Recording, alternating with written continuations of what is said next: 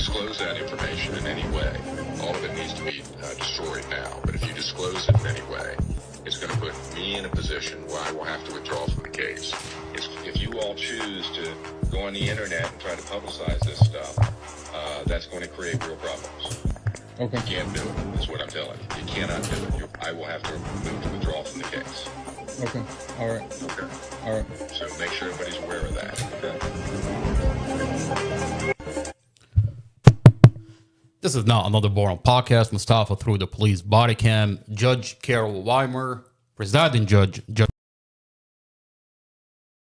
of course, we can't forget about Brad Haywood, the defense attorney of the Mustafa. There was an FBI and Prince William County Police raid. They raided the hotel off of Dumfries Road for drug and sex trafficking. So that's all over the news. We're going to cover that.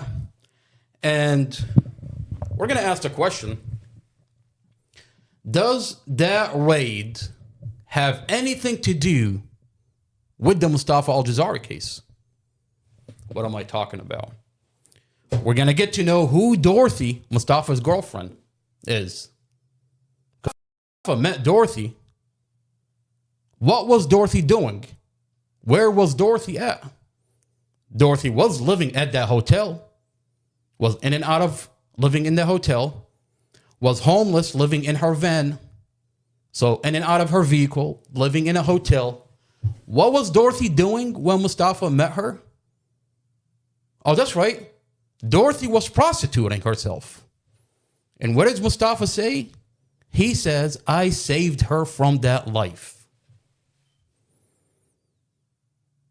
Question is, all over the news today, they're talking about a multi-year investigation into that hotel, the prostitute.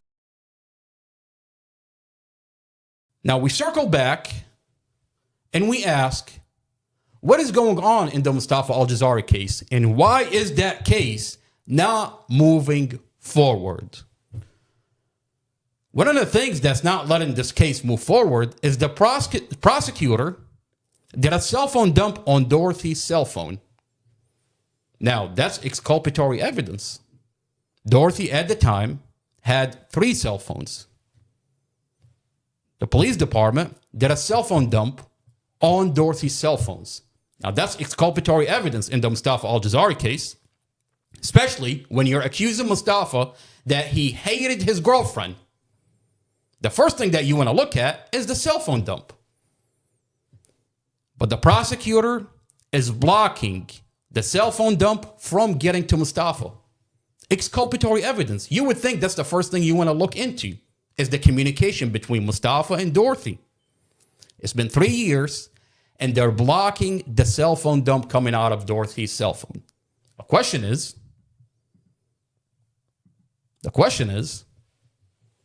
and we're going to ask and find out, we're going to get to know Dorothy, is Dorothy's cell phone dump. We're going to get to know Dorothy, we're going to get to Mustafa, we're going to get to know Mustafa, we're going to get to know the details coming out of the FBI raiding the hotel off of Dumfries. It's going to be a nice podcast. It's going to be an interesting podcast. If any of that is posted anywhere on the internet, we're going to have problems. Whatever copies have been made of that, those need to be destroyed. Okay. Okay? If they get disclosed, that is going to put me in a situation where I will have to withdraw from the case. Okay.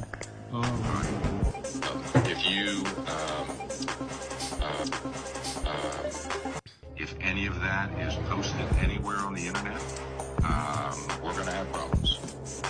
Whatever copies have been made of that, those need to be destroyed. Okay. Okay? If they get disclosed, that is going to put me in a situation where I will have to withdraw from the case. Okay. If you disclose that information in any way, all of it needs to be destroyed now. But if you disclose it in any way, it's going to put me in a position where I will have to withdraw from the case. If you all choose to go on the internet and try to publicize this stuff, that's going to create real problems. Okay. You can't do it, is what I'm telling you. You cannot do it. I will have to move to withdraw from the case.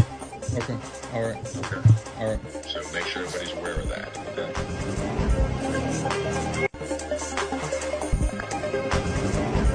If any of that is posted anywhere on the internet, we're going to have problems.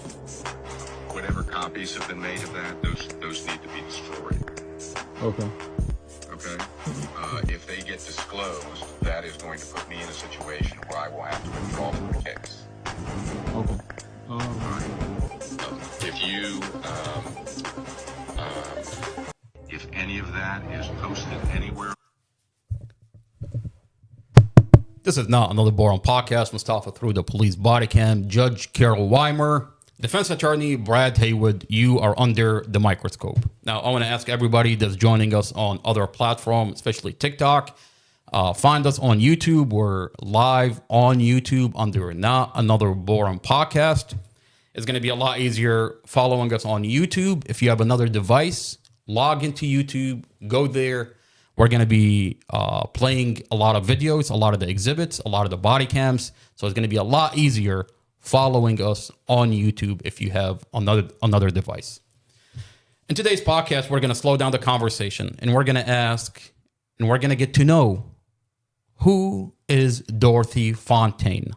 What was Dorothy Fontaine doing when Mustafa met her? How long is Mustafa's relationship with Dorothy? And what does that have to do? And why is the police department and the prosecutor office terrified that her cell phone dump are part of this case? We're going to ask the question, was Dorothy working for the police? What was Dorothy doing when Mustafa met her? Mustafa says, I saved Dorothy Fontaine from the life that she was living. What was Dorothy doing? Dorothy was prostituting herself. Dorothy was living in a hotel, in and out of hotels, was living homeless in her van. She had a 5-year-old, a 9-year-old, a 10-year-old, and a 14-year-old. And the 16-year-old daughter lived with her dad. She's separated by CPS. But with her, the 5, the 9, the 10, and the 14 lived with her. Question is, those children did not go to school. Where is CPS from children that are not going to school, instead are living homeless in a van? Where's the police from that situation? Dorothy Fontaine had 3 cell phones. The question is, what's a girl with all those kids walking around with 3 cell phones?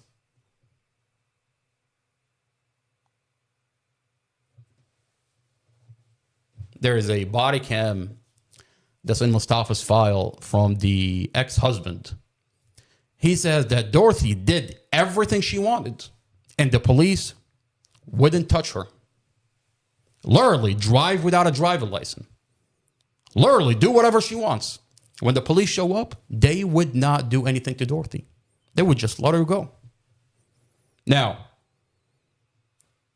recently, all over the news,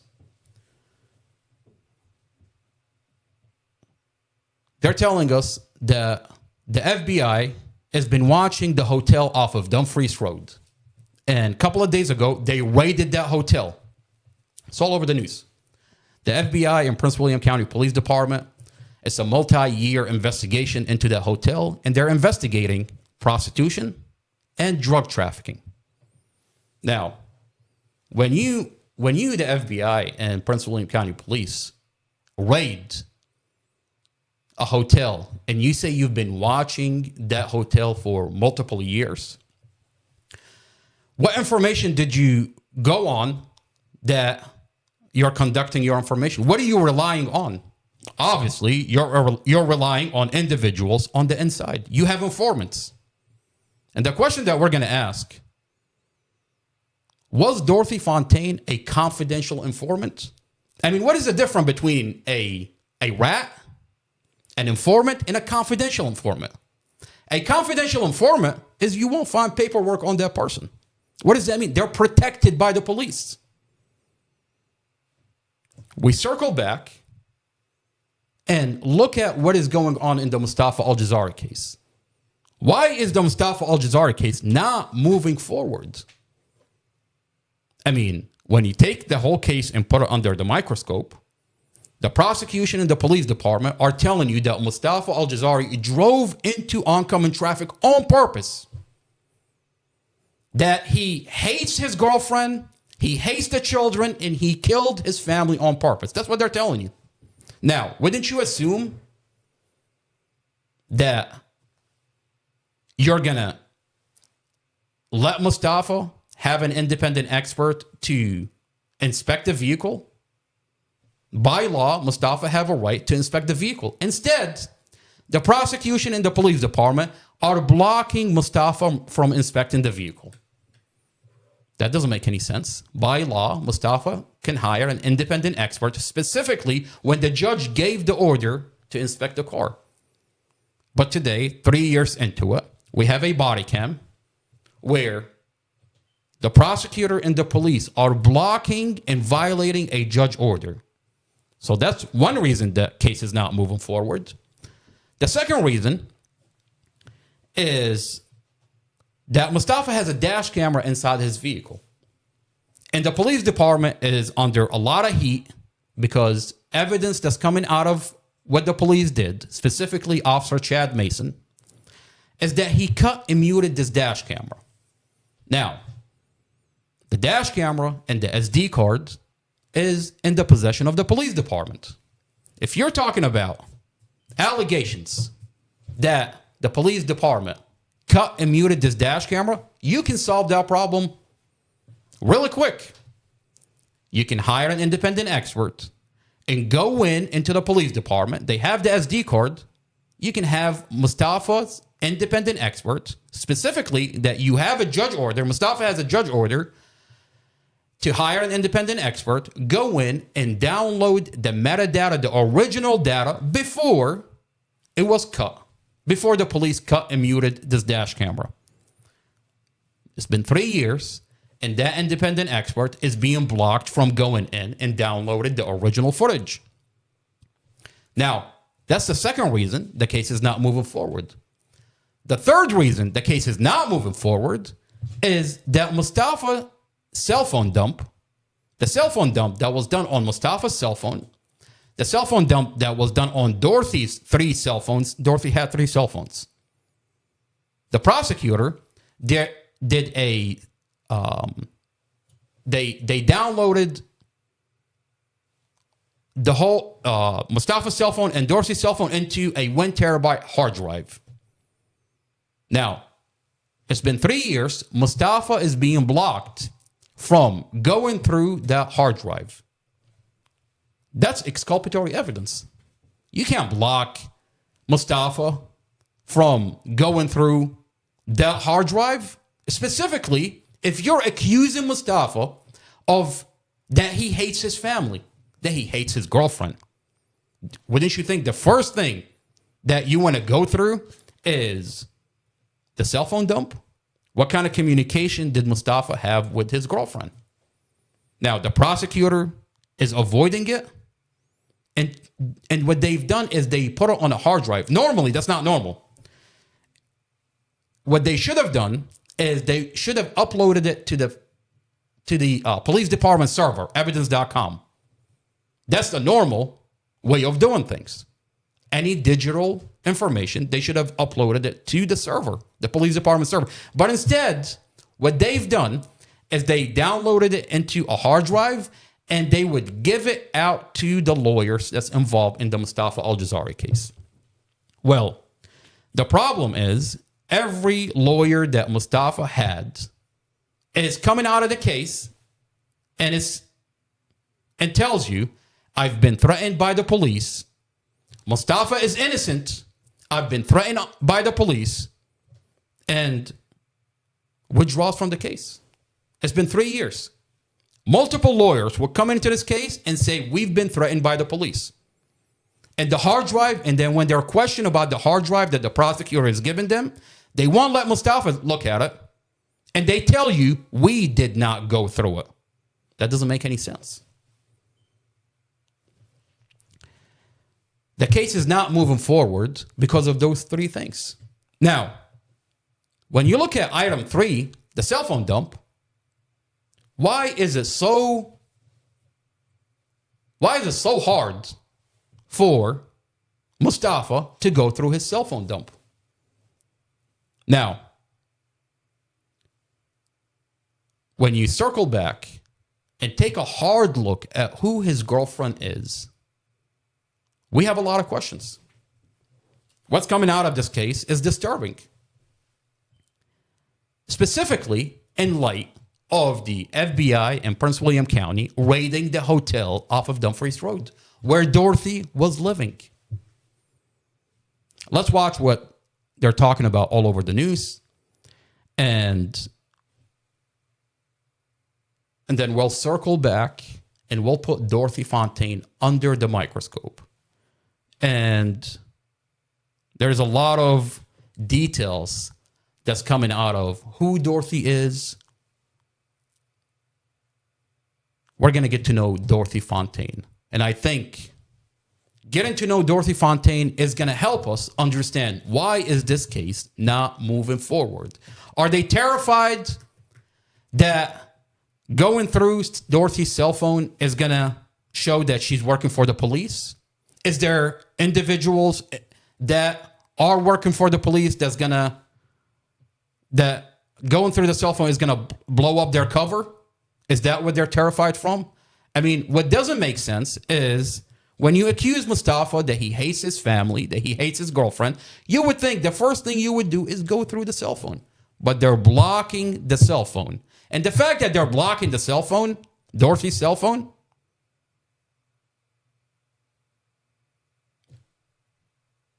it makes you wonder what's on that cell phone. It makes you wonder who Dorothy is, what was Dorothy doing, and is she connected to the police? We're going to get to know Dorothy, and we're going to go into the details. Let's watch what the news is telling us about the FBI raid off of Dumfries Road, the hotel off of Dumfries Road.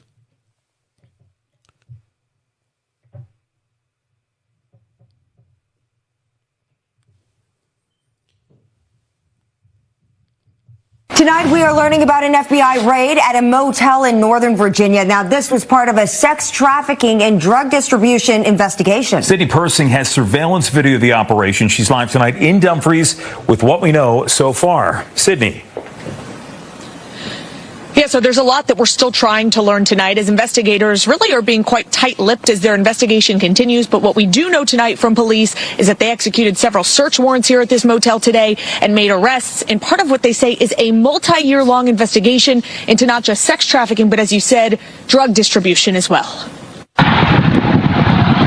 Just before 6 a.m. and one by one, local and federal authorities pulled up to the Red Carpet Inn in Dumfries on Thursday.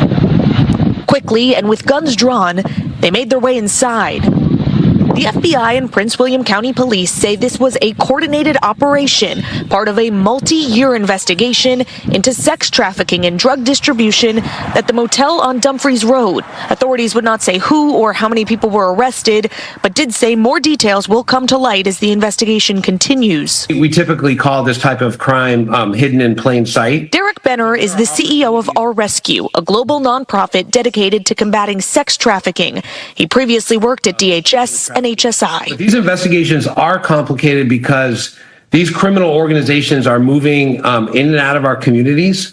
They move across state lines and they move across international boundaries. Benner is not at all affiliated with this case, but said so much of the most important work comes after these arrests. Yes, it's great that bad guys go to jail, but the most important thing is to get survivors on a path to healing and recovery. As a society, I think we need to rededicate ourselves to this type of human crime.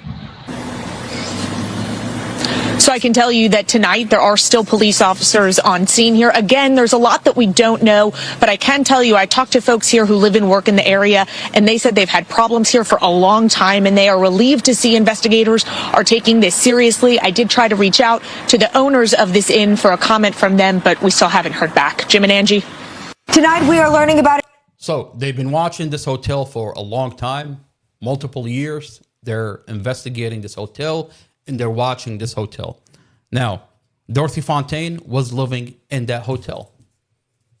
Now, if you're the FBI, if you're Prince William County Police Department and you're investigating the sex trafficking, the drugs that's coming out of that area, you would have informants. You would have confidential informants.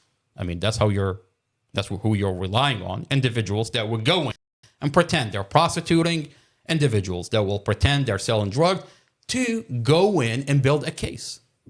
Now, when we look at the Mustafa Aljazairi case and we find out there's a car accident, the person involved in that car accident is an individual living in that hotel who possibly is a confidential informant. Now, as the FBI, as Prince William County Police Department, would you allow a cell phone dump to be released into the case and be part of that case? Absolutely not. Is to protect the integrity of that operation, you're going to prevent and block the cell phone dump of Dorothy Fontaine. Now, why did they raid the hotel a couple of days ago? What is so unique with the timeline of the FBI raiding that hotel? Mustafa's case is coming up. Mustafa's trial is coming up. Mustafa trial is coming up. In March, Mustafa has trial. And Mustafa has a new attorney that's telling the prosecutor, I need my client's cell phone dump. That's exculpatory evidence. Mustafa is demanding to go through his cell phone dump. Mustafa is demanding to go to trial. Mustafa stood in court the other day and he told Judge Weimer, I will not have my trial delayed. I want to go to trial. I want to go through my cell phone dump. Now, we're going to get to know Dorothy. We're going to get to know the individuals interacting with Dorothy. And you tell me if Dorothy Fontaine was a confidential informant for the police.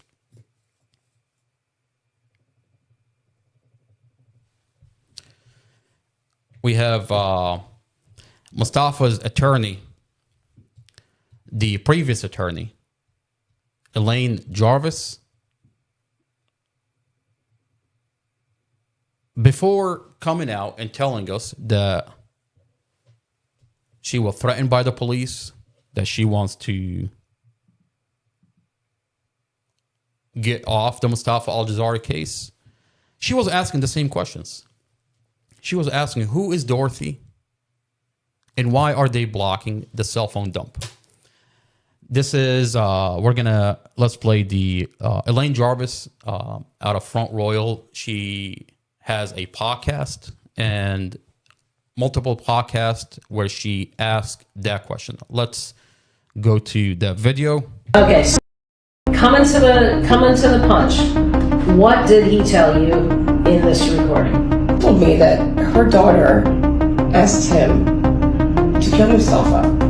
So this is an individual that came out to us and does private investigation work.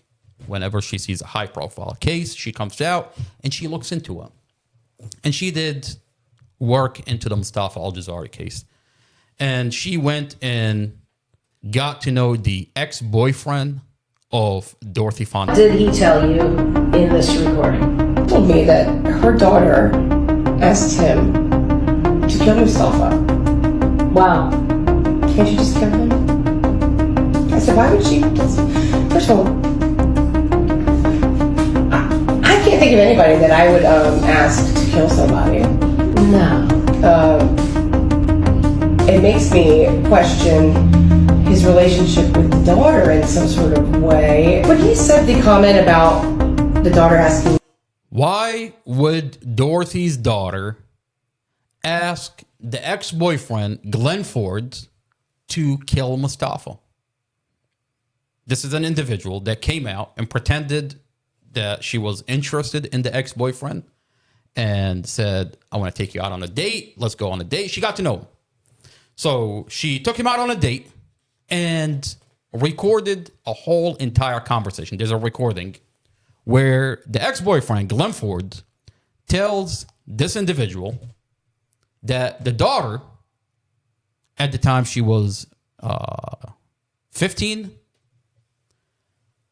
she had asked the ex-boyfriend, Glenn Ford, to unalive Mustafa. And can we make it look like an accident? So what we're going to do, we're going to listen to that recording. It's a very disturbing recording. Let's continue with what this individual is telling us. Him to, can you just kill him? It made me think about other things in our conversation. For example, where he said he had to put the daughter out because she was just there was too many problems surrounding her. It makes me wonder, was there an issue between the mother being concerned about his relationship with the daughter? In a forensic interview the police conducted after the vehicle accident, the police department has Dorothy's daughter in a forensic interview. And at one point, the daughter says that mom chose boyfriend over me. She's upset about the fact that her mom blocked her and chose Mustafa over her. The question is, what did mom block you for? What is going on? Why is the daughter upset? And that's, you can answer and find out through the cell phone dump that the police department is blocking. Let's get to know the daughter and watch that segment in a forensic interview. This is Kylie Clapp, Dorothy, 15-year-old daughter at the time. So it's been 3 years, 16, 17, 18. So now she's 18. But at the time, she was 15. This daughter, Kylie Clapp, according to the ex-boyfriend, Glenn Ford, he says, she came up to me and asked me to unalive Mustafa. And can we make it look like an accident? Now, here on forensic interview, she's upset. And she says that mom chose Mustafa over me. The question is, what was Dorothy doing? What was she doing? What was her daughter doing that Dorothy didn't want to have anything to do with it anymore? She's moving on. Because when Mustafa met Dorothy, Mustafa says, I saved her from that life. She was prostituting herself.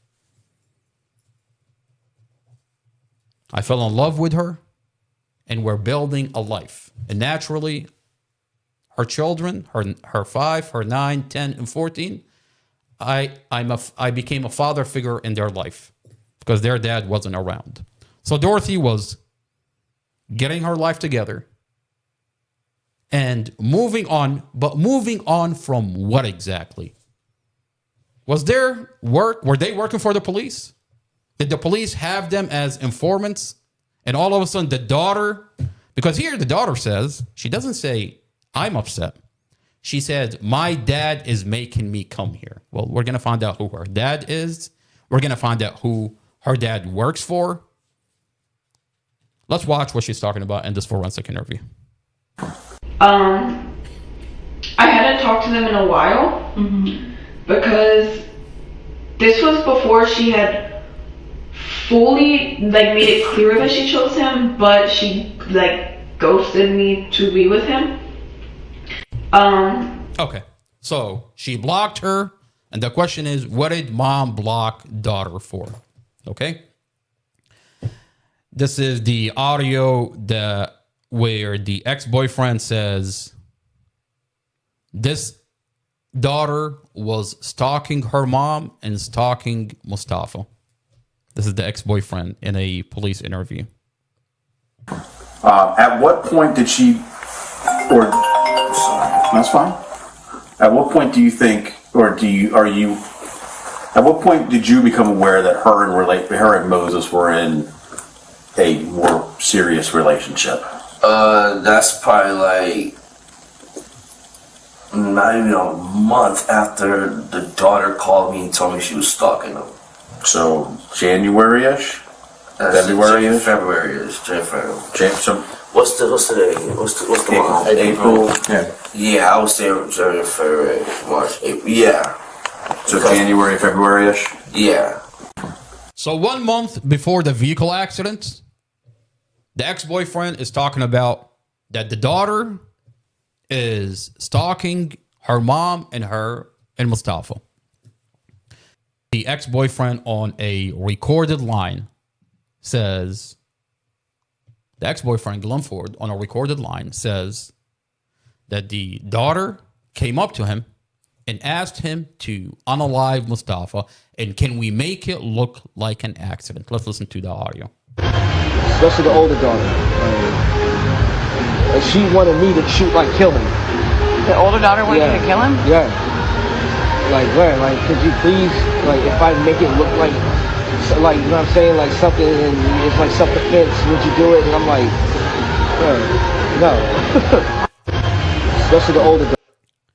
Kylie comes up to the ex-boyfriend and asks him, can we unalive Mustafa and can we make it look like an accident? The problem here is when you find out who and why she's in the forensic interview, you'll start connecting the dots that this daughter is not acting on her own. She's being pushed into going after Mustafa. The problem here is when you look at this vehicle accident, the police inspected Mustafa's vehicle and found the computer, the ACM shows that Mustafa's foot is on the brake the whole entire time. Mustafa is trying to stop the vehicle. The police inspected Mustafa's vehicle and they found brake failure, that the vehicle would not stop. The question here is,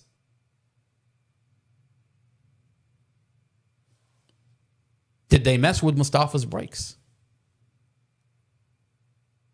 Let's watch the police body cam when they're inspecting Mustafa's vehicle where they found brake failure.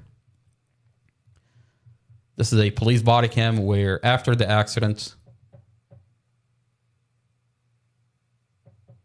the police are inspecting Mustafa's vehicle and they find brake failure.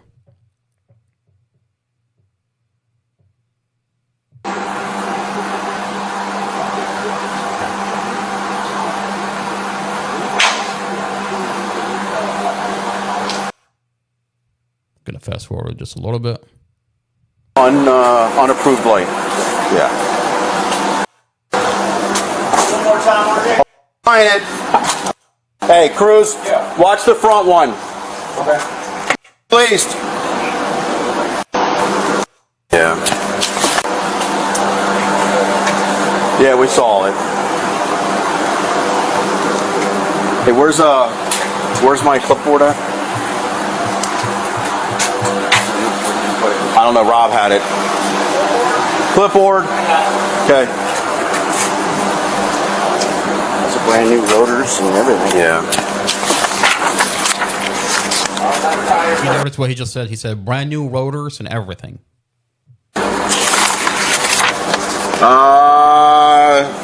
For the left front? Okay, go ahead. 38? Okay. So the right rear tire brake didn't engage. So when you watch the whole body cam, what you'll find, so here he says brake did not engage. So they would press the brake pedal, but the tire would continue to spin. There is no brake. The brake would not engage. There is brake failure. And then if you watch the full body cam, what they found is the front passenger caliper has brake failure and the back passenger caliper has brake failure. So two of the brakes did not work. And they're brand new brakes. And the question is, did someone mess with Mustafa's vehicle? Why is the prosecution blocking the independent expert from inspecting Mustafa's vehicle? As a matter of fact, the police department went as far as crush Mustafa's vehicle. By law, that's illegal. Mustafa has a right to inspect his vehicle. What is the police department? What does the police department know? What does the police department know? That they're blocking Mustafa's independent experts from looking at the vehicle. Why has that information, that body cam, been sealed for 3 years? This is a leak. This body cam is now leaked that you can see that the police inspected Mustafa's vehicle and they found brake failure. That Mustafa did everything he can to avoid a vehicle accident, but the vehicle would not stop. Now, we go back to the individuals that were around Mustafa. Now, Dorothy's daughter went up to the ex-boyfriend, Glenn Ford, and asked him to unalive Mustafa.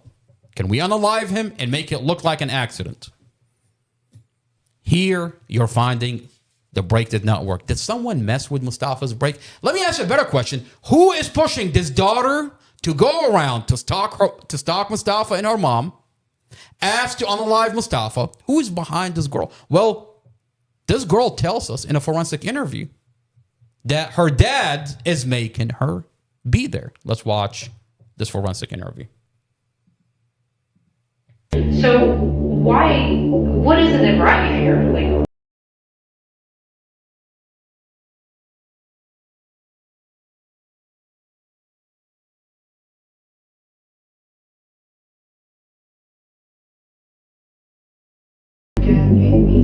because my dad made me.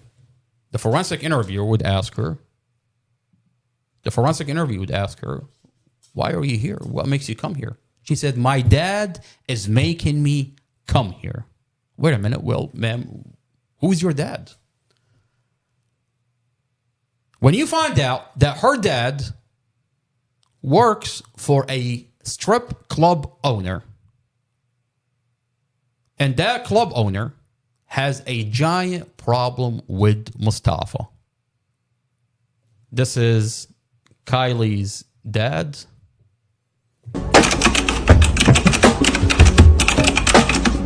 This is Jason Clapp. This is Jason Clapp, and he works for a club owner out of Crystal City, the only strip club in the area. One of the biggest strip club in the area.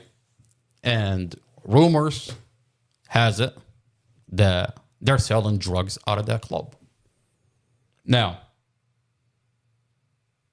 her dad works for a club owner, a strip club owner out of Crystal City.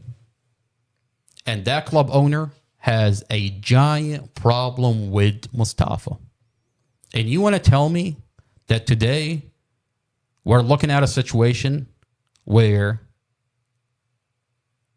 that daughter is going around asking to unalive Mustafa?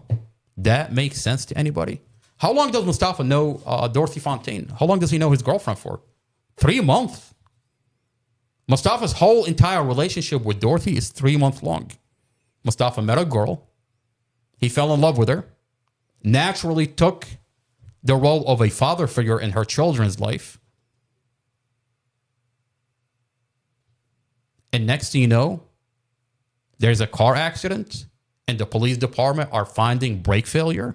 And there's all this information that the police wants to ignore. How does that make it? I mean, does that make sense to you? That doesn't make any sense. And the details start coming out. Her dad works for a club owner that has a major problem with Mustafa. Let's watch a video that's going to shed light on who her dad works for. This is Billy Bain Jr. out of Crystal City Strip Club. This is the owner. Fucking keep it up, and goddamn it, I'm telling you, you're gonna fucking go. Are you gonna assault me? You're gonna fucking get off my property. How many times do I have to tell him, officer? Get the fuck off my property. Get the fuck off it. I got this whole thing on video. You're good. Get the fuck off my property. You get the fuck off it. You're gonna go to jail, bro. Yeah, you watch who goes to fucking jail. How many times have you heard how many times I've told him? And you'll fucking see where we're standing. Get the fuck off my property, motherfucker. Bitch, stop spinning. Fuck you. Get off. Fucking keep it up. And This video at the time went viral. Millions of people watched that video. At the time, the community started boycotting that establishment because that's a racist video. A fat white guy breathing down a Mustafa's neck for making a living. What was Mustafa doing at the time? Mustafa was promoting his business. Me and Mustafa, when I got back from overseas, I started a company for a Quantico Marine base. For a couple of years, I did civilian work overseas. We're not military, we did civilian work. We served this country at that capacity. When I got back, I started a company for a Quantico Marine base. And I sat down with my brother. At the time, my brother has a physical therapy equipment company. Those small devices that are FDA approved, those little devices, Mustafa at the time had... his company went through different stages. At one stage, he would have a kiosk inside the mall. At another stage, he would have a contract inside the military base. At another stage, I sat down with my brother and I told my brother, I have a company for Quantico Marine Base that we do roadside assistant and mobile mechanic. I told him, Mustafa, I need you to help me out with my company, and I'm going to help you with your company.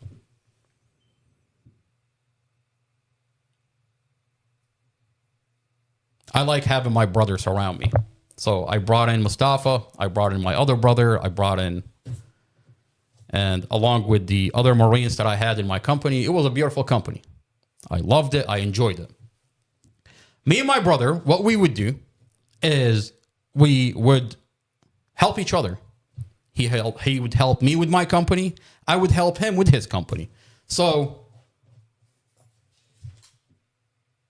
we would go to that area.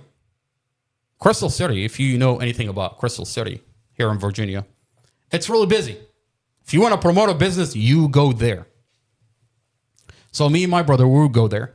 I would pass out my cards, and I would expand into that area. So outside the coverage that we covered the Marine base, every time a Marine gets stuck, we would expand outside the Marine base. And I would expand into that area by passing out my business cards. And at the same time, I'm helping Mustafa sell his equipment and promote his business. So that area is really busy.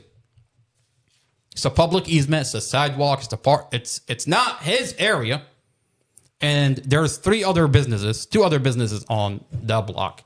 There's a Chinese restaurant, there's a strip club in the middle, and there's a 7-Eleven to the side of it. And that area is a public easement. By law, he has no right to kick anybody off that area. He shows up one day and he wants to kick Mustafa off a public easement. So when he showed up, he's breathing down Mustafa's neck. So naturally, I took out my cell phone and I'm trying to de-escalate the situation, telling him the police are going to be here. You're on video. And I'm hoping to de-escalate the situation. And you can see Mustafa is trying to do the same thing. He's trying to de-escalate the situation. That video ultimately went viral. And the community started boycotting that establishment. There's racism all over that video. A white fat guy is breathing down a Mustafa's neck for making a living. Well, what's disturbing about this whole entire situation is 1 month after that situation, Mustafa meets Dorothy. And we're finding out, the details that are coming out of this whole entire case is, we're finding out that her daughter and she has a 15-year-old daughter, where her dad pierces all the strippers to that guy. What's going on here? How does that make any sense? Let's watch her daughter, in her own word, tell us that her dad works for this guy.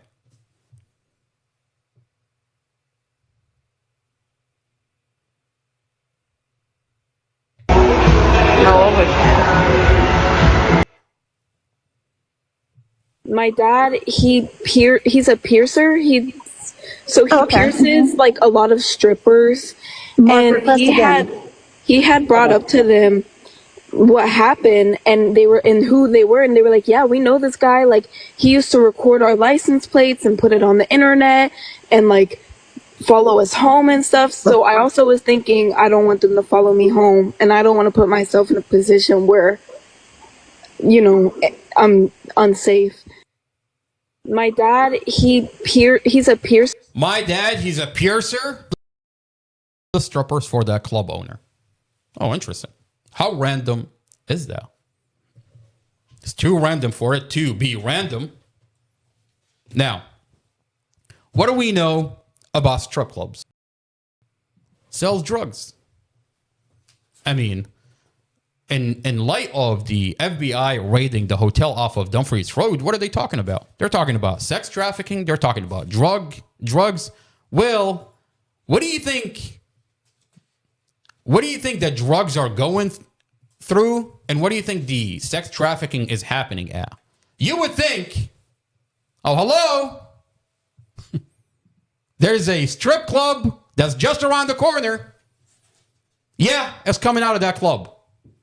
I mean, every time I look at the whole situation, and I want to try to make sense of why was that club owner so angry?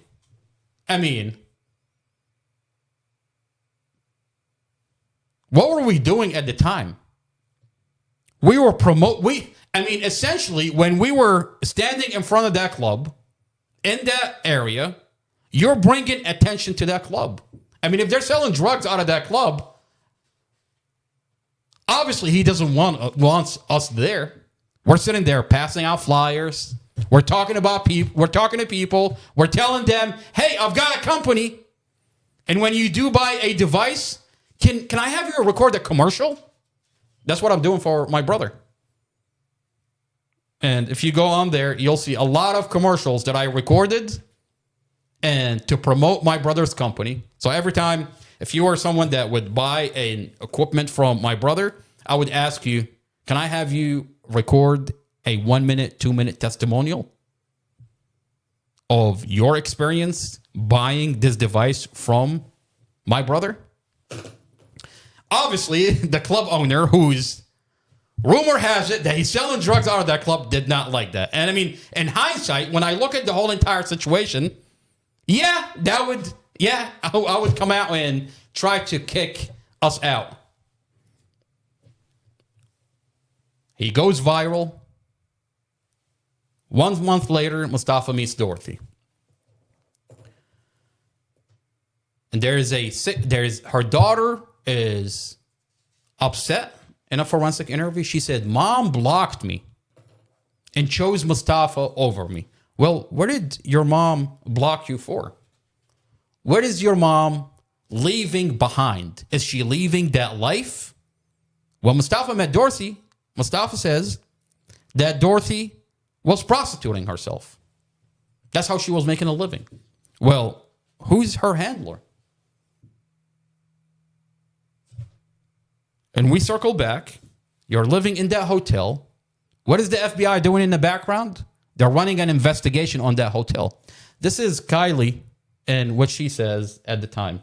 This is in a forensic interview. And she tells the forensic interviewer that they were living in that hotel. And then the next day we left, I was like trying to get them to get together, because you have to check out by a certain time. And I was like, okay, we need to get everything and leave, because we were kind of moving in our hotel rooms. It was like we had a lot of stuff to pack, like our whole lives for. in those hotel rooms. I mean, not necessarily me, because I was back and forth between, my dad was living in a hotel and my mom was, so I was back and forth. But they all had their stuff. And he was like, no, and he just tried to have my mom, you know, smoke with him, lay down with him, cuddle with him. I was like, we need to go, like, and she had the kids in the pool, and I was like, really annoyed, and he just undermined everything I did, and it was like, it's really annoying, because, I don't know, I kind of had to manage all of them, because even if my mom tried, she was like, she would get like frustrated and she would stop. Like when they wouldn't listen one time, she'd just like break down crying and just, I'm sick of this shit, blah blah blah, and then it wouldn't get done if I didn't do anything. And then him doing that was like annoying because he thought he had authority over me, and it was just like weird. And then like after he had met the kids once, he would be around all the time. So then we came back and I was like, I want him gone. Can we just have it a family day? Look, out of this video, there's this whole entire interview is about an hour long. You can find it on our YouTube channel under Not Another Boring Podcast. But this portion, what is Kylie talking about? Yeah, mom lived in a hotel. All right. Where does Mustafa talk about? Dorothy was living in a hotel. Living in a hotel in and out of her van, essentially living homeless with 5 kids. And the police would not touch Dorothy. I mean, you're telling me that a mother lives homeless in her vehicle with a 5-year-old, a 9-year-old, a 10-year-old, a 14-year-old, and they're not in school and the police doesn't say anything? Where is the police department from that situation? Well, unless, and she's walking around with 3 cell phones. What's a homeless person walking around with 3 cell phones? Unless she's working for the police. And the minute that she decided to leave, I don't know. You have a whole lot of individuals upset. What did Kylie say? My dad is making me come here. Oh, who's your dad, ma'am? Oh, he's connected. He works for the club owner that they sell drugs out of and prostitute out of. Oh, interesting. Oh, you're telling me the FBI has been watching that location for years? Oh, no wonder the cell phone, Dorothy's cell phone, is being blocked from going into the Mustafa Aljazairi case. I mean, the one thing that's blocking this case, Mustafa's case, from moving forward is the cell phone dump. Wait a minute. Mustafa's lawyer says that the Virginia State Police raided her office and that they threatened her off the Mustafa Aljazairi case. She said she is terrified from the police. She said they raided her office and took the cell phone dump. Took Mustafa and Dorothy's cell phone dump. That 1 terabyte that she has, they raided her office and took it. And that she's terrified from the police. Let's watch Mustafa's previous attorney tell us why is she no longer on Mustafa's case. Let's watch what the lawyer is telling us.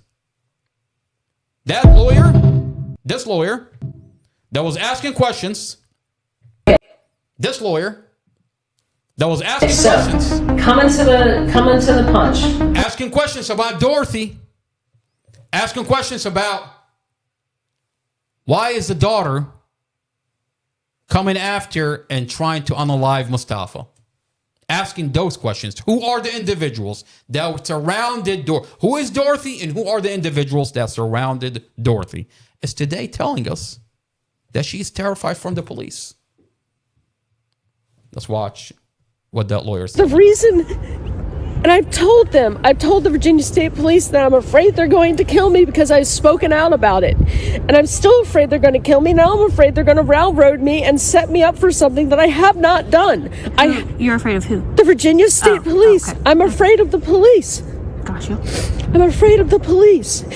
I am 53 years old. I have never been in trouble. I have. You can look up my record. And I don't trust the police either. 100%. I don't. And the reason. And I've told the Virginia State Police that I'm afraid they're going to kill me because I. She's terrified that the Virginia State Police is going to come after her and unalive her. A lawyer that's been practicing law for a long time. 1 minute she's on a podcast asking questions about Dorothy Fontaine, Mustafa's girlfriend, and the individuals surround her. Next thing you know, she's on a video talking about terrified from the police. And the Virginia State Police raided her office and took what exactly? Oh, that's right. They took the cell phone dump. You want to tell me that Dorothy Fontaine was not a confidential informant? And one thing we know about confidential informants, you won't find paperwork on a confidential informant because the police will protect and make sure to protect you. And today, the cell phone dump on Dorothy Fontaine, which is exculpatory evidence. The only way you can move Mustafa's case forward is by releasing the cell phone dump of Dorothy Fontaine to Mustafa's defense. That's the only way you can move this case forward. Because what is the prosecutor talking about? She's his girlfriend or love his girlfriend?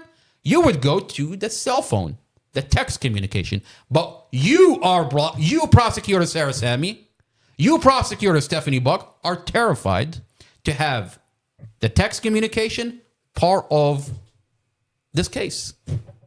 It's been 3 years. You've got a guy in solitary confinement. He's been sitting in solitary confinement for over 3 years now without a trial. And the only thing he's asking for, where is my cell phone dump? Can we have that part of the case? They said, nope. Nope, Mustafa, we can't have that part of the case because it's going to compromise other cases.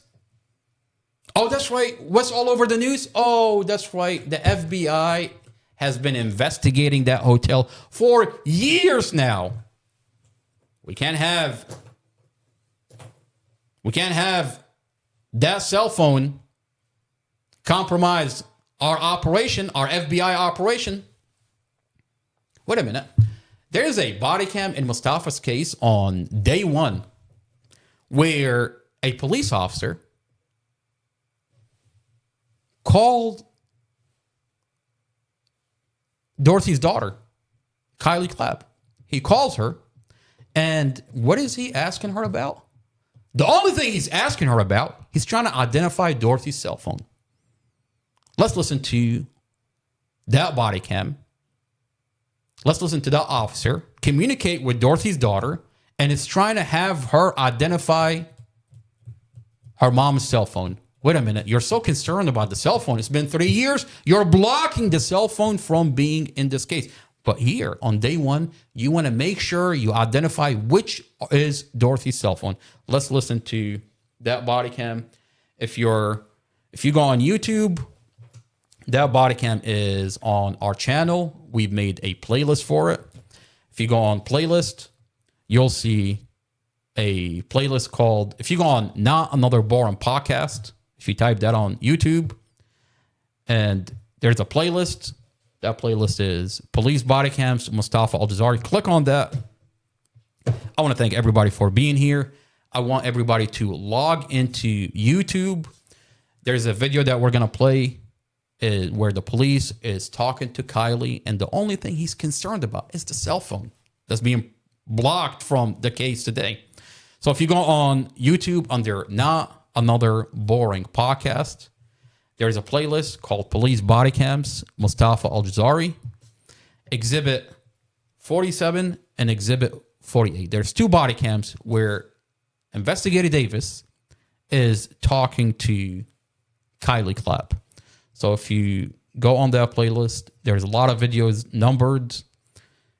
You go down to Exhibit 47. All right, let's listen to what Investigator Davis is telling Kylie. And the question you want to ask yourself, why is he so concerned with the cell phone if we're sitting here 3 years into it and they're blocking that cell phone dump from this case? What's on the cell phone? Fast forward Exhibit 47 to timestamp 1 to 2 minutes. Fast forward 2 minutes into it. The officer, Investigator Davis, unmutes his body cam, and you're going to hear the conversation between him and Kylie Clapp, Dorothy's daughter. We're 13. So she had a blue iPhone. It was an 11, I think. A blue iPhone 11 with a sparkly case and a pop socket. Yeah, I'm pretty sure. All right. If there was a... Hold on, Kyle. I'm going to have to call you back, okay? All right. Okay. All right. Thanks. So in this body cam, Investigator Davis calls Kylie, and he's asking her about her mom's cell phone, and he's trying to identify her mom's cell phone. Now, he gets interrupted with something on the road, and you'll hear him explain himself on body cam exhibit 48. So let's go over to exhibit 48 and pay attention to how Investigator Davis tone with Kylie. That's a 15-year-old. That's a minor. And pay attention to the tone he uses with Kylie. Is that his first time talking to Kylie? Does he know her for a long time? Because that's a very specific tone. Let's listen to exhibit 48. All the time, so... Oh, okay.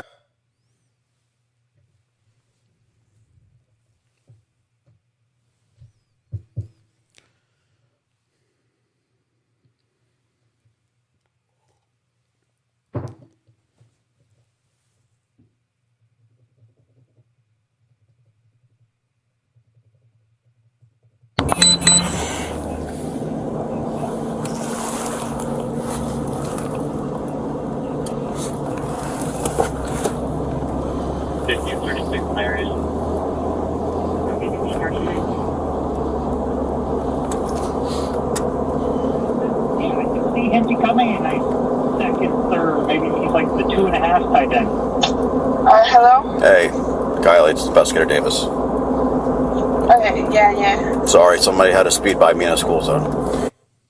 Why does he sound like that? Why does he sound like that? Hey, Kylie. Hey, Kylie. It's Investigator Davis.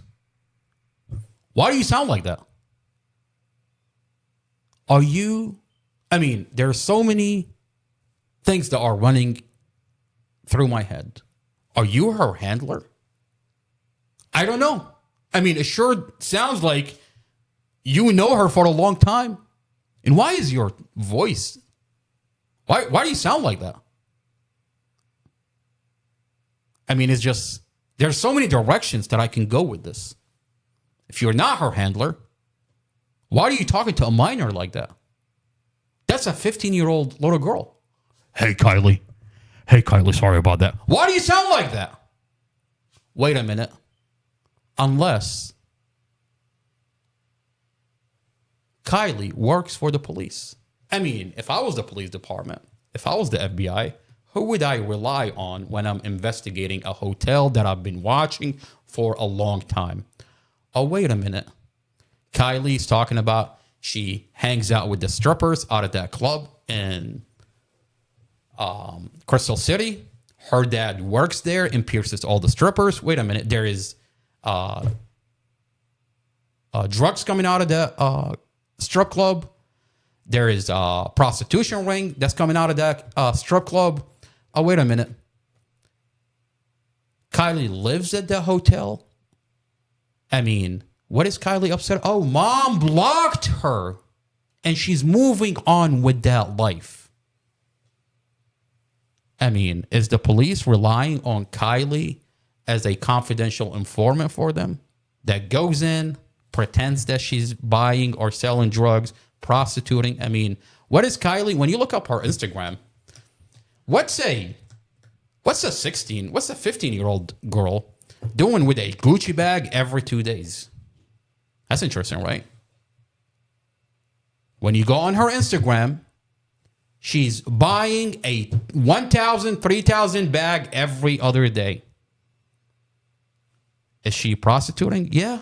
I'm going to go on a list. Is she selling drugs? Yeah. Yeah. Is she stripping out of that club? Yeah. The rumor is that there are minors that strip out of that club.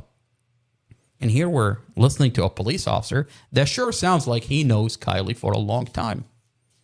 And Kylie is what? Upset at her mom for choosing Mustafa, for moving on from that life. Well, I bet it's not Kylie that's upset. Kylie's being pushed by whoever is handling Kylie. And where does Kylie tell us? Why is she there at the forensic interview? My dad. She said, my dad is making me come here. Let's watch that one more time so we can drive the point home. So what isn't it right here? Like, why?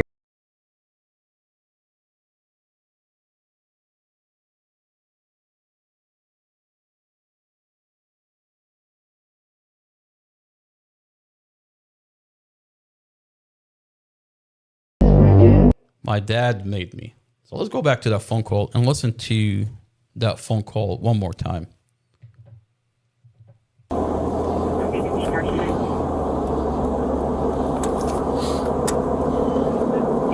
See him to come in, second, third, maybe he's like the 2.5 tight end. Hello? Hey, Kylie, it's Investigator Davis.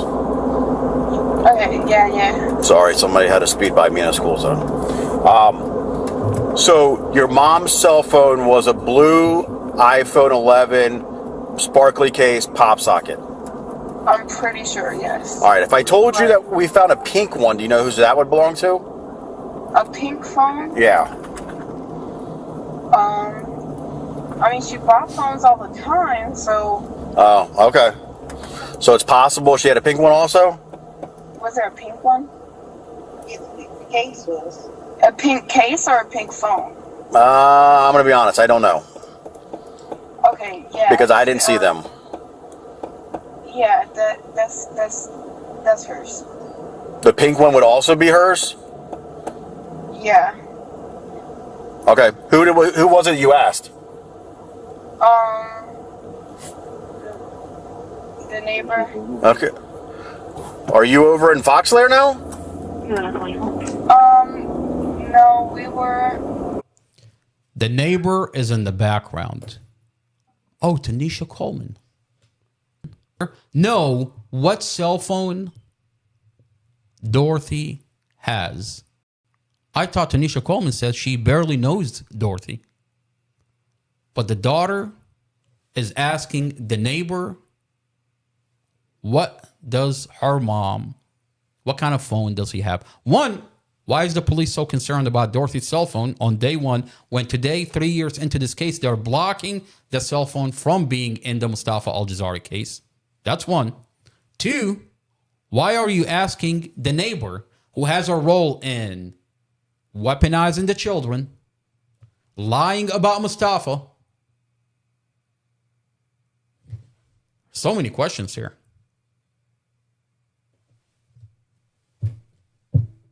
Was Dorothy a confidential informant? Was she working for the police? Was her daughter working for the police? I mean, what did Mustafa walk into? You fall in love with a girl and you find out that this girl, Dorothy, apparently is in a spider web of situation. Dorothy tried to leave. Her daughter says mom blocked her and chose Mustafa. And they weren't happy. Her daughter was not happy that she went to the ex-boyfriend. Can we unalive Mustafa and make it look like an accident? I mean, today we have a situation where the vehicle has brake failure. The police inspect Mustafa's vehicle and they find brake failure. Did they mess with Mustafa's brakes?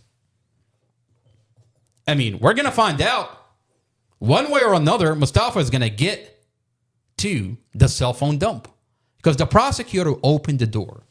In this case, in the Mustafa Aljazairi case, the prosecutor says Mustafa crashed the vehicle on purpose because he hates his girlfriend.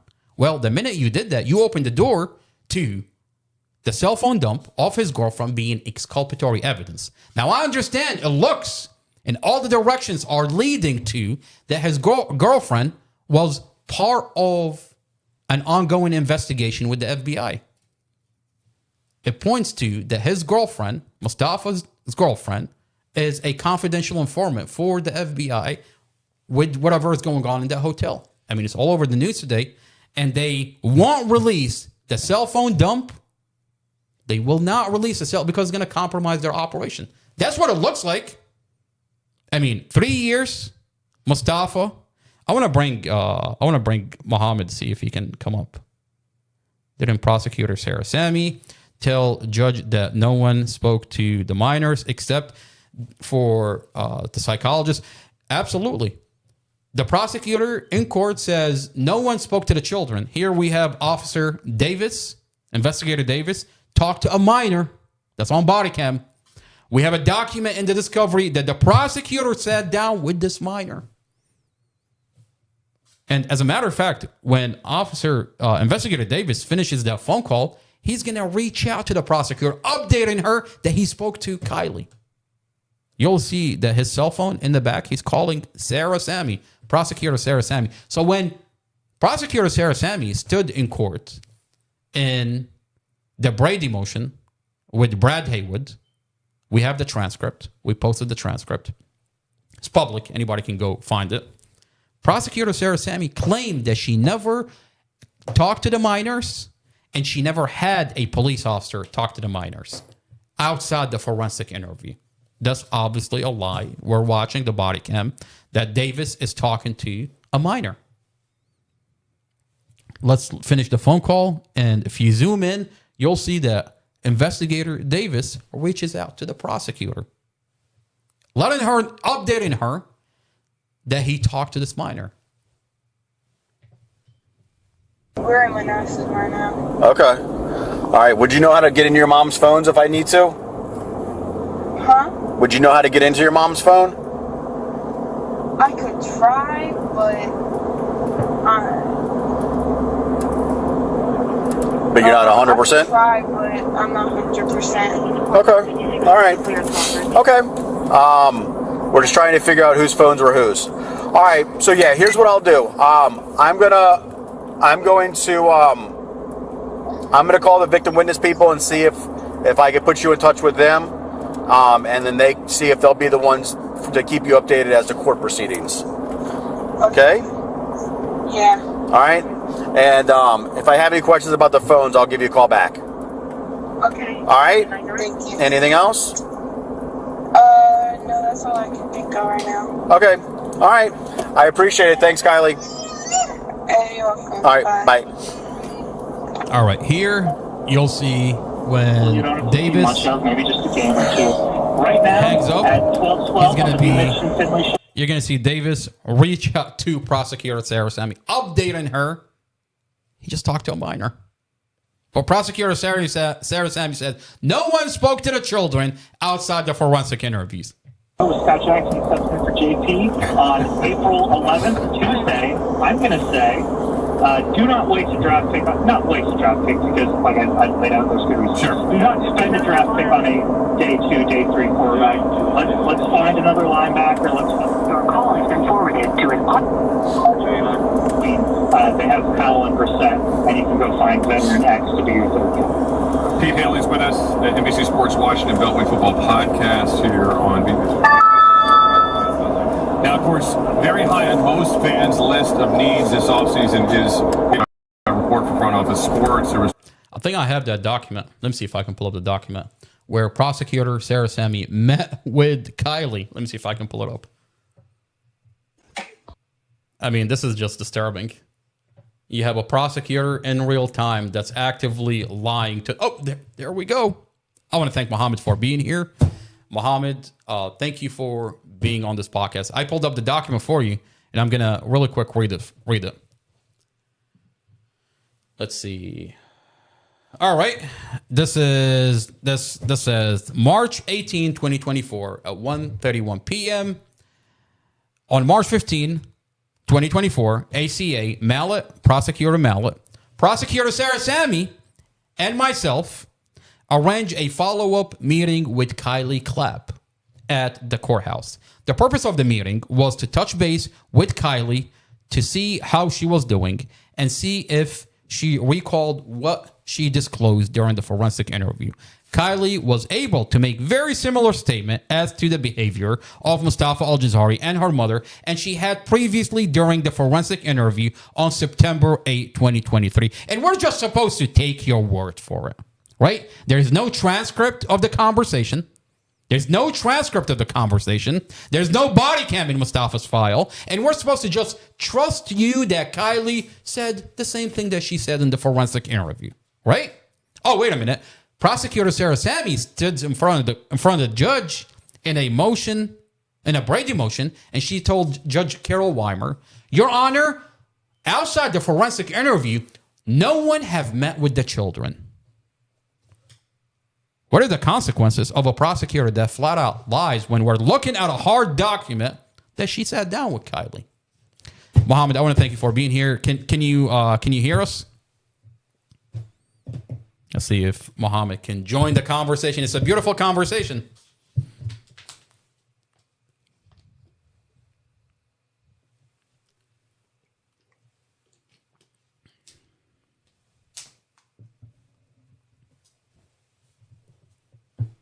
All right, so while we wait for Mohammed to join the conversation, I want to go to Inside Nova and read up a little bit more about the case that's all over the news with the FBI and Prince William County Police, the hotel in Dumfries Road.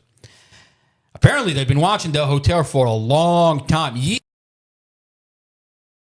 Dorothy's cell phone somehow, some way, is connected to what's going on out of that hotel. Is it going to compromise the operation? They've been watching that hotel for years. Let's go over to Inside Nova and see what our local paper is telling us. All right, so this is Inside Nova.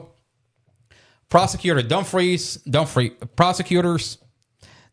red carpet in, operators cut for prostitution, drug trafficking. Oh, beautiful. Prostitution and drug trafficking. You know, I'll tell you something that's really interesting. That cell phone dump is going to be released. I mean, you know, I remember back when we reached out to the FBI when Mustafa was beaten up inside the jail by correctional officers. That incident, within 5 days, we had 2 FBI agents in our house, and their only question is, do you have any information that you haven't shared with us?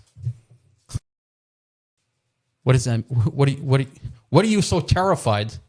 You're terrified that we have Dorothy's cell phone dump. What are you so terrified? Within 5 days, the FBI showed up in our house, sat down with us for 4 or 5 hours.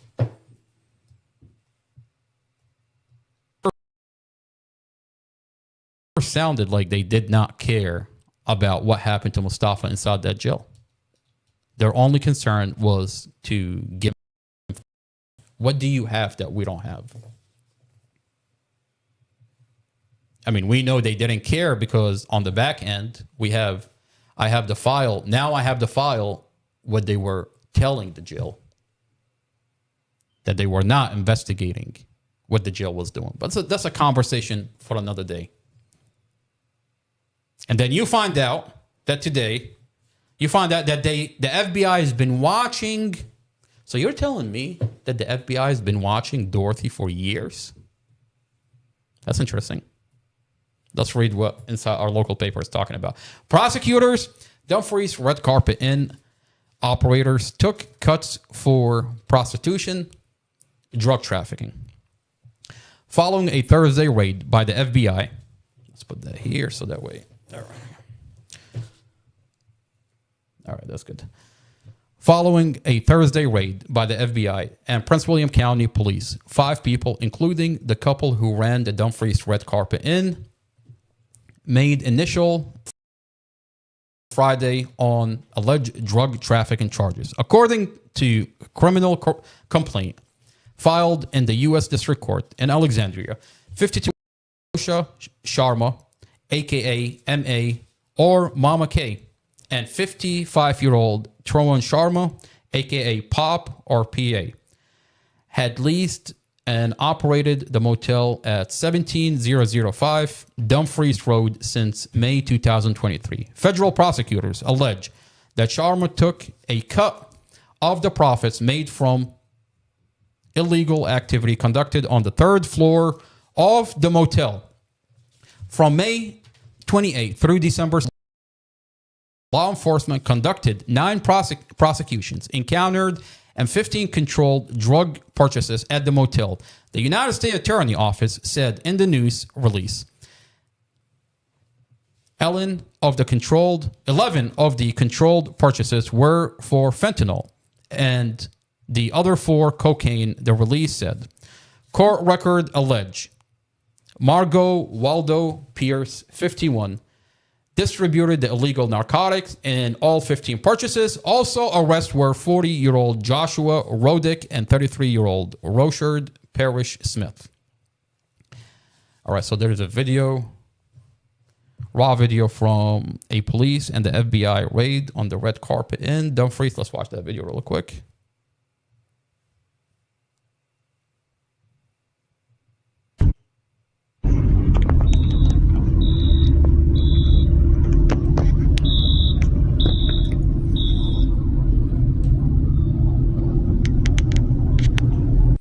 All right.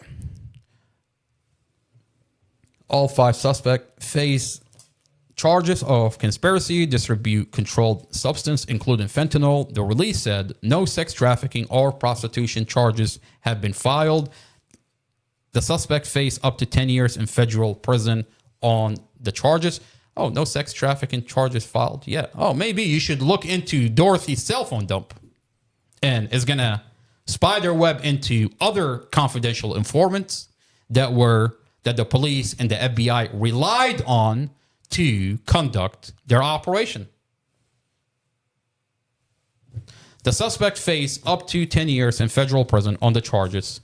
I mean, you want to tell me that the FBI has been watching the hotel and that Dorothy's cell phone is going to compromise their operation, and Mustafa is held at a solitary confinement for over 3 years and is being blocked from his case moving forward, and that has nothing to do with that operation. You, the FBI, have been watching the hotel for years, and what's coming out of the Mustafa Aljazairi case? Every lawyer tell you that we've been threatened off the Mustafa Aljazairi case, and they refuse to go and have Mustafa go through his cell phone dump. You want to tell me it has nothing to do with that operation being compromised? Well, obviously. I mean, once you take the cell phone dump from Dorothy and have it have it part of the Mustafa Aljazairi case, obviously is going to compromise whatever operation they have here. It's going to give you names. It's going to tell you who Dorothy is contacting. It's going to tell you what Dorothy was doing, how the operation is being conducted. It's going to give you a lot. And it's going to compromise whatever the FBI are doing here, obviously. I want to Amar. Yeah. All right. We have Mohammed here. I want to thank Mohammed for being here. Mohammed, go ahead.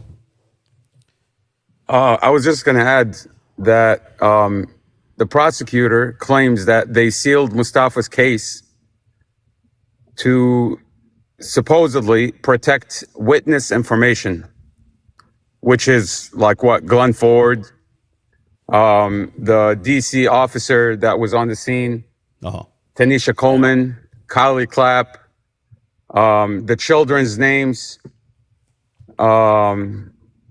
Derek, Jason Clapp, Kylie Clapp, whatever, all these names, the prosecutor alleges that she's sealing off Mustafa's case because they're protecting witness information. But if you look at the file that was unsealed by the Commonwealth attorney, by the judge, okay, you can go to the courthouse, you can request Mustafa's file that was just recently unsealed, all the transcripts, all the filings that were unsealed. I mean, all the witness information are in that file. None of it is sealed. None of it is redacted. It's all public record. All of it. Okay?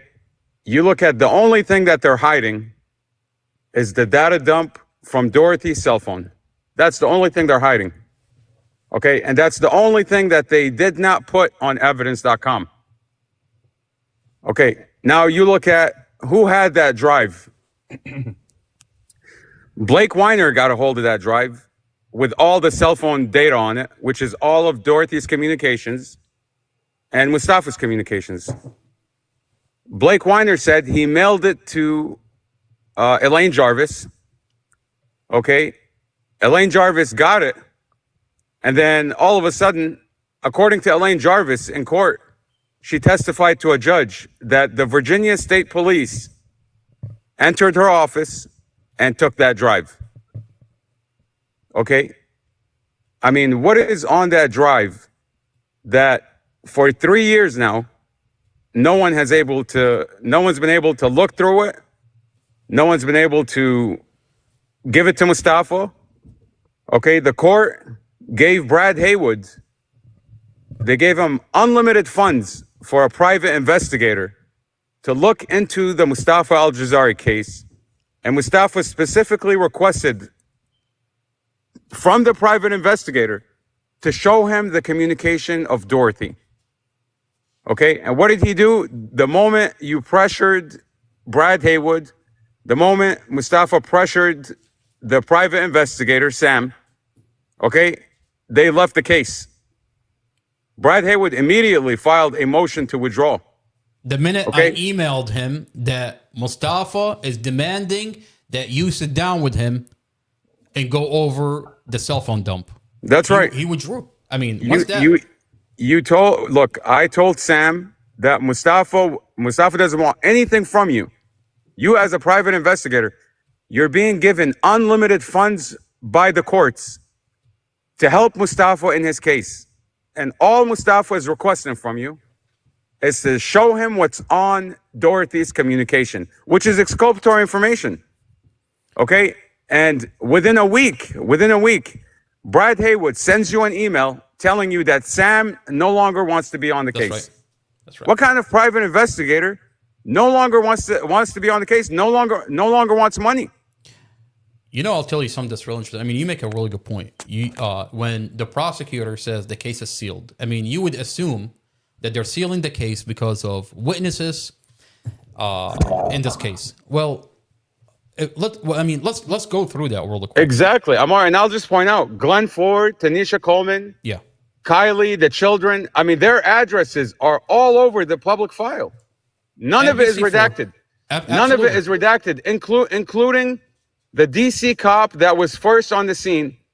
His address in Manassas, Virginia, it's public record. It's all of it is public. Absolutely. None of it is redacted. So that's one thing. And if you remember NBC4, if you look up Mustafa Aljazairi on the internet, you'll see that the NBC4 released a 4-second clip from Mustafa's dash camera with 5-year-old Empress in that.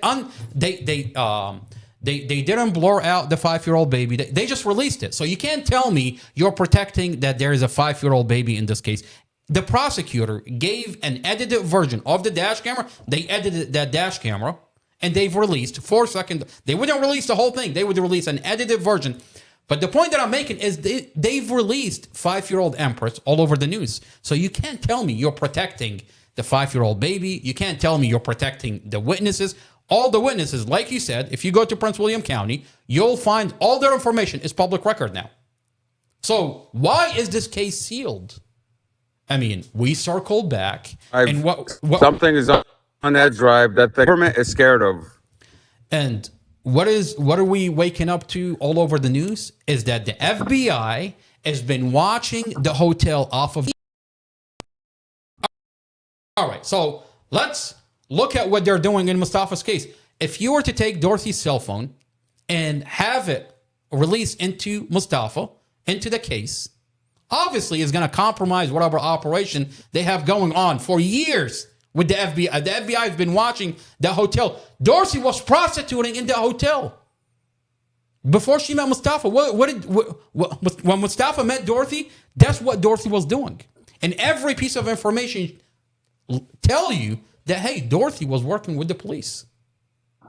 Amar, even her ex-husband says she used to get pulled over. She doesn't even have a license, by the way. Exactly. She doesn't have a driver's license. He says she would drive around, get pulled over, and nothing would happen to her. He's shocked. Her ex-husband. Okay? And you look at her identification that the police had from the car accident, it specifically says she only has a state ID. She has no license. Okay? So how can a person be driving for years without a driver's license, without a ticket? Okay? And you have a car, you have kids that are not going to school, and the police say nothing about it. The whole thing is just odd. She's walking around with 3 cell phones, living in and out of hotel, living out of her van with 3 cell phones with children that are not even going to school. And the police are not even touching it. They're pretending. I mean, obviously, she's part of whatever they got going on in that hotel. I mean, if I was, I'll tell you, I was saying that earlier. If I was the police, if I was the FBI, I mean, I'm going to need to rely on individuals that go in and pretend that they're prostituting, pretend that they're selling drugs. I mean, how else would I conduct my operation? Obviously, I'm going to use someone, a Dorothy, a Kylie, an individual that, I mean, how else am I conducting an operation? How do I know what's going on the inside? I want to read the transcript that's coming out of the hard drive. And the previous attorney, the prosecutor gave that lawyer the hard drive, the cell phone dump. Let's see. I want to read what the lawyer is talking about and what he did with the hard drive. So let's see. There we go. This is at the time Blake Weiner. Blake Weiner is talking about that the prosecutor gave him Mustafa and Dorothy's cell phone dump and what he did with the hard drive. And you tell me if this makes any kind of sense. And by the way, Mustafa was scheduled to go to trial, I think within the next 2 weeks. And that makes it a little bit more disturbing that you have 1,000 terabyte of hard drive and the defense attorney is talking about, I gave it to the other lawyer that's on the case. I didn't want to go through it. What are you talking about? You have trial in 2 weeks and you've been sitting on this case for a whole entire year. And now you're talking about that you didn't go through the hard drive. Let's hear what he's talking about. So on this transcript, this is November 20, 2024. This is what, all right. So in addition to all the evidence on evidence.com, there is approximately 700 pages of physical PDF pages. Things like that, like police report, witness statement, that also in discovery on top of that it is, we would call, I guess, for the purpose of this motion, the phone dump hard drive. Okay? All right. Okay. What the phone dump hard drive is, and the Commonwealth may have more specific about this because I haven't looked at it yet. That is basically the data extraction from multiple cell phone of the individual, in this case, who have passed, as well as, I believe, like a third family phone. There might even be a fourth phone, but it's multiple cell phone, as well as, I believe, all the data. Also one of the cell phone for my client, and also the data extraction from the dash camera that was part of this case. In total, off the top of my head, I believe the data extraction, it was large enough that it needed at least a 1 terabyte hard drive for the Commonwealth to put the data in, which is not normal, by the way. They're supposed to upload it to the server, but they put it on a hard drive. Around the time I was aware of all the evidence, I believe it was a few months ago, I filed a motion for the investigator to assist reviewing discovery for this very reason, because of all the shortly after Ms. Jarvis, the lawyer that we saw, talk about being threatened by the police, and the police have raided her office and took that drive. Okay. Shortly thereafter, Miss Jarvis came into this case, entered an appearance in this case, and told me and told my client, and we relied on it, I will help you in reviewing discovery. All right. And then he goes, okay, he says, because of that, at the motion hearing on October 31st, when we came to the court. All right, this is really interesting. So if you go through all of it, he's talking about Elaine never sent it back to him. Before that, I specifically sent an email to Ms. Jarvis. I said, can you help and look at this hard drive, look at this phone dump? There's a lot of information on it. I don't have time right now. She said, yes, I'll FedEx it to her. There's a motion that we filed at some point with the specific data on it. I don't recall it off top of my head. I believe it was at least a month ago. To this point, never heard anything from Ms. Jarvis on her review of it. She now gone and not on this case. Okay, so she left the case. I don't even have the hard drive still. I just asked Ms. Jarvis and said, I'll FedEx it to you. They're playing hot potato with this drive. You're telling me a lawyer, Blake Weiner, sat on Mustafa's case for a whole entire year, didn't go through the hard drive of Mustafa and Dorothy's cell phone dump. On the last 2 weeks before trial, he tells Judge Weimer, well, Your Honor, I gave it to the other attorney that was on this case. She also never went through it. She was supposed to mail it back to me, but she didn't. Well, Elaine Jarvis is talking about Virginia State Police raided her office and took that drive. What's on that drive? What's on Dorothy's cell phone? That they're all terrified. No one wants to look at it. No one wants to go through it. I'll tell you what's on it. Is that once you go through it, you're going to find out whatever they got going on in Dumfries.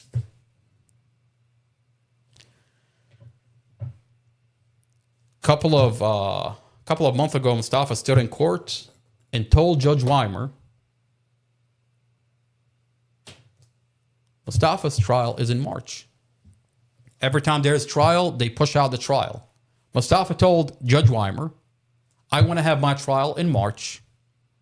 And I'm demanding to go through the exculpatory evidence. My cell phone dump.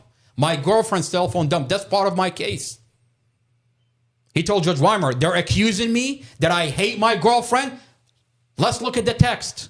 Let's go through. The first thing you want to do is go through my text. He told Judge Weimer, I want to go through my text messages with my girlfriend. That's exculpatory evidence. That's part of my case.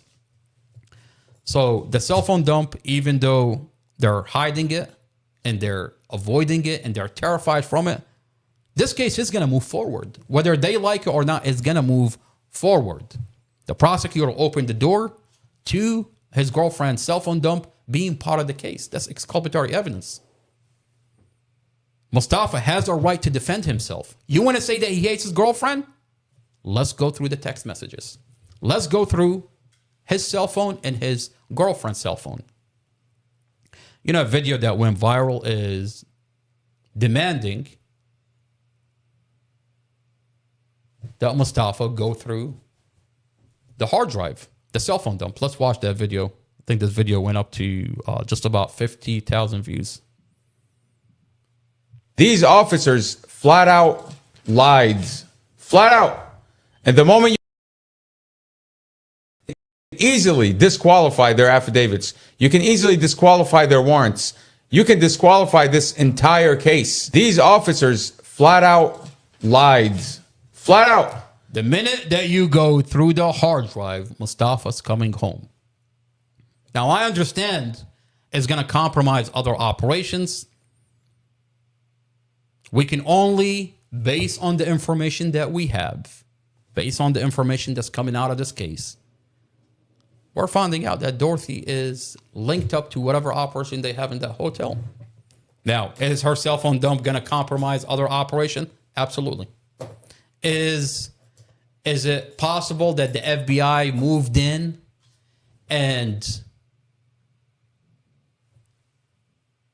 wrapped up whatever they've got going on with that hotel off of Dumfries Road because Mustafa's trial is coming up? Absolutely. Because Mustafa's trial is moving forward. And that cell phone dump is going to be part of his case.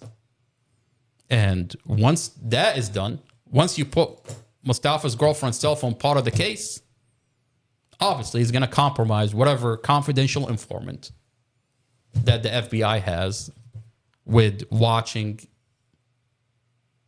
that hotel off of Dumfries Road. I want to ask if Mohammed has anything he wants to add before we end the podcast. I think we covered a lot. We covered a lot on this podcast. It's been a busy week. There's a lot of information. And we're going to continue to cover this file. This file is huge. There's a lot that's going on in the Mustafa Aljazairi case. I don't know if Muhammad can hear us, but while he join us, let's see if there's anything else that we want to cover. Is there anything else that we missed in covering in an almost 2-hour podcast? I think we covered a lot of information. I'll leave you with, let's see.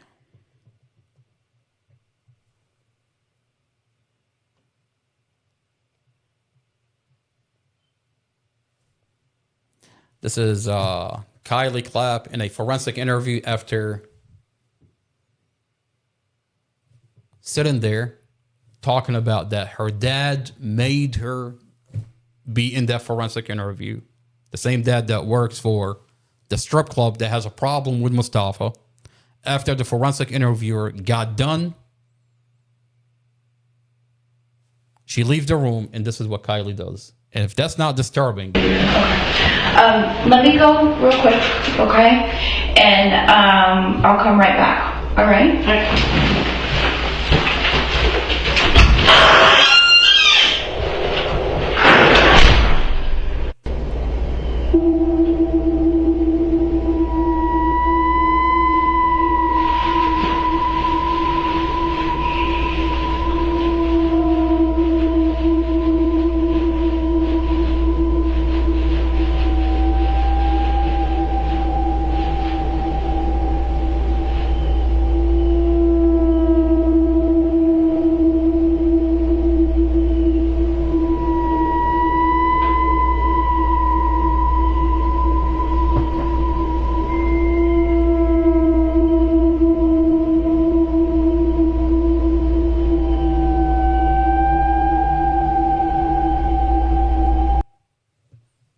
Kylie says her dad is making her be in that forensic interview. Kylie creates these stories, lie about Mustafa, essentially. And we're going to make multiple podcasts going through the forensic interview of Kylie Clapp. Kylie Clapp contradicts herself. She would say one thing about Mustafa, and then she says something completely opposite. And really, the forensic interview is all you need to find out what is going on in the Mustafa Aljazairi case. Kylie Clapp contradicts herself. And then she tells you, my dad made me come here. Well, who's your dad, ma'am? Who is your dad?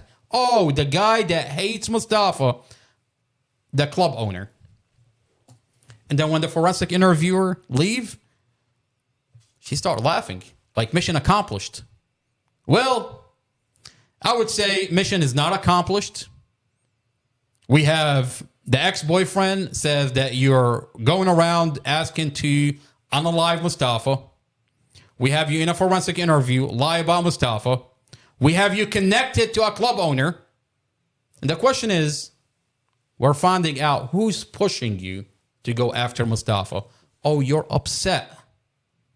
Who's upset? Are you upset, or the person behind you that's pushing you into doing what you're doing is upset?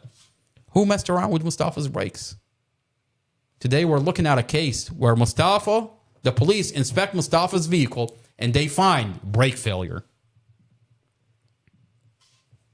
The police inspected Mustafa's vehicle and they found brake failure. Did someone mess with Mustafa's brakes? Where's the police department from investigating this information? Now, throughout this almost 2-hour podcast, everything that I said, I have a piece of evidence that backs it up. Whether it's a video, whether it's an audio, whether it's a document. There's a different kind of conversation if I'm just telling you a story. But when it's backed by evidence, when I tell you that the ex-boyfriend said that Kylie came up to him and asked him to unalive Mustafa, you're hearing from the ex-boyfriend on a recorded line. So where's the police department from taking this audio recording and investigating it? 2 people died in this car accident. Mustafa was helicoptered to the hospital, woke up out of a coma to his family dead in a car accident. And the police are finding brake failure. You want to tell me the police department is not investigating an individual that went around, asked to unalive Mustafa? And can we make it look like the police department is ignoring? Instead, they're using that individual as they're building a case, and they're using her as the main witness. I find it so disturbing that when you watch the forensic interview, she says, Mustafa did this on purpose, but I didn't see anything. What do you mean? The prosecutor has been telling us for 3 years that you are the primary witness. Oh, is that why this case is sealed? Because the minute that you open the body cams, you're going to find out that each of these individuals are brought into the Mustafa Aljazairi case to essentially just create a story. That this will not hold up in courts.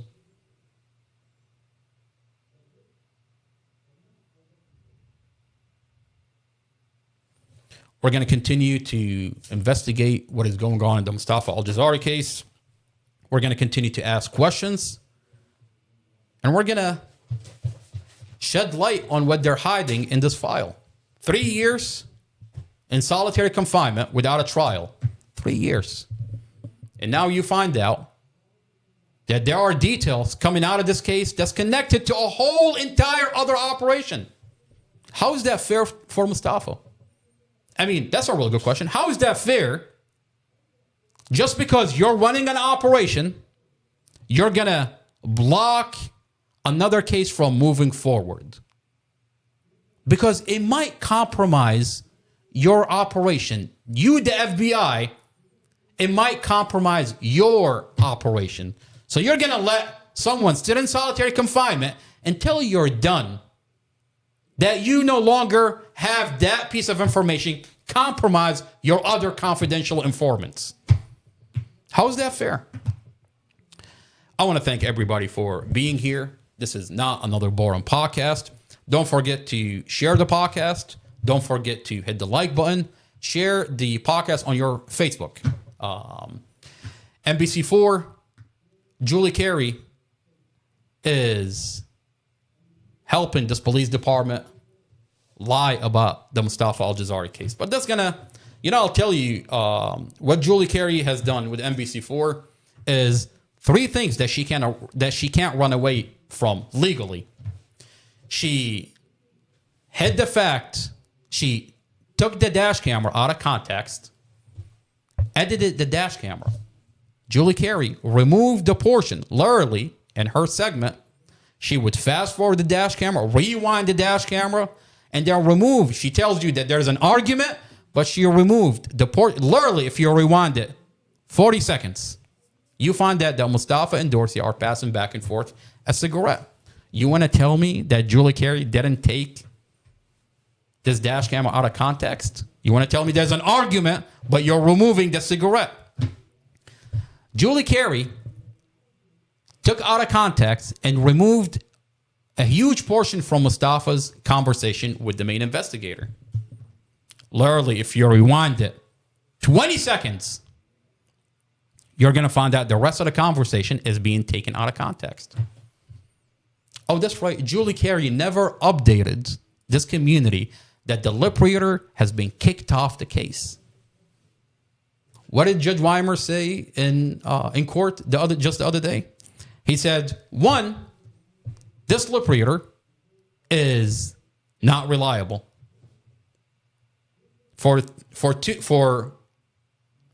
He's been telling us, this lip reader has been telling us that Dorsey said this, Dorsey said that, and then it turns out that this lip reader is, his whole entire background is not in lip reading. So he's not reliable to begin with. And then two, Judge Weimer ruled, he said, there is no way that we, by law, can have a lip reader on a case. It never happened, and it's not going to happen. He tells the prosecutor, are you asking me to make law for you? Because that's not, I can't do that. By law, I can't have a lip reader on a case. So the lip reader got kicked off the case. Wait a minute. Where is Julie Carey from updating this community? Oh, that's right. Julie Carey is nowhere to be found. Let me ask this question. Legally, can I go after Julie Carey? Wait a minute. The longer this takes, is that a problem for, legally, a problem for Julie Carey? Absolutely. I mean, is that defamation? Yeah. Is that taking this case out of context? Yeah. All this information is, by the way, Julie Carey, the transcript is available in court. It's public record. So you can verify everything that I'm telling you. You don't need me to tell you that. And this community is watching. It's watching your credibility just, your credibility is shot. You have no credibility in this community. They're watching you live for the police department. I mean, we're watching the dash camera that you took out of context. We're listening to Mustafa's conversation with the investigator that you took out of context. We're watching you not update this community. How is that being honest about what is going on in the Mustafa Aljazairi case? I want to thank everybody for being here. This is not another... I want to thank everybody for being here. This is not another boring podcast. Mustafa through the police body cam. Presiding judge, Judge Carol Weimer, defense attorney Brad Haywood, you are under the microscope. We're going to continue to monitor what's coming out of the Dumfries case with the FBI and Prince William County Police Department case, drug trafficking coming out of that hotel off of Dumfries Road, and the sex operation that they've been running out of that hotel. And we'll see what's going to come out of it.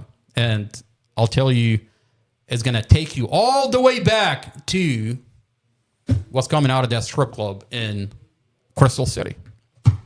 Thank you for being here. This is not another boring podcast. Mustafa through the police body cam. Judge Carol Weimer, defense attorney Brad Haywood, you are under the microscope.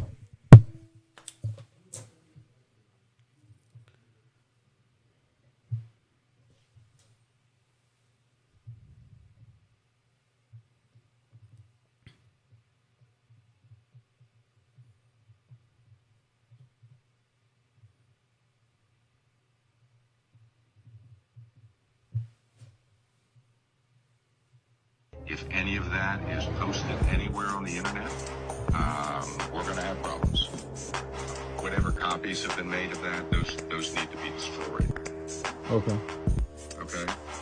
If they get disclosed, that is going to put me in a situation where I will have to withdraw from the case. Okay. If you disclose that information in any way, all of it needs to be destroyed now. But if you God damn it, it's going to put me in a position where I will have to withdraw from the case. If you all choose to go on the internet and try to publicize this stuff, that's going to create real problems. Okay. You can't do it, is what I'm telling you. You cannot do it. I will have to move to withdraw from the case. Okay. All right. Okay.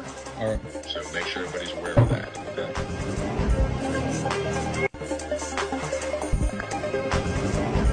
If any of that is posted anywhere on the internet, we're going to have problems. Whatever copies have been made of that, those need to be destroyed. Okay. Okay. If they they get disclosed, that is going to put me in a situation where I will have to withdraw from the case.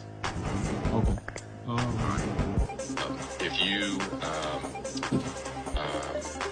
If any of that is posted anywhere on